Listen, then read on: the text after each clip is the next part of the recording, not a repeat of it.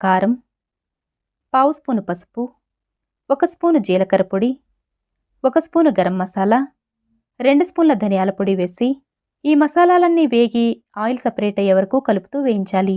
తర్వాత గ్రేవీ కొంచెం చిక్కగా రావడం కోసం 1 స్పూను శనగపిండి వేసి మరొక 2 నిమిషాల పాటు వేయించి గ్రేవీకి సరిపడినన్ని నీళ్లు పోసుకోవాలి.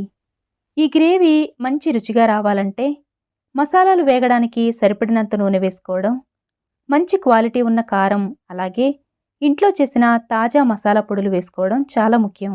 ఇప్పుడు మూత పెట్టి కూర చక్కగా ఉడికి ఆయిల్ సపరేట్ అయ్యే వరకు మంట లో ఫ్లేమ్లో ఉంచి నెమ్మదిగా ఉడికించాలి.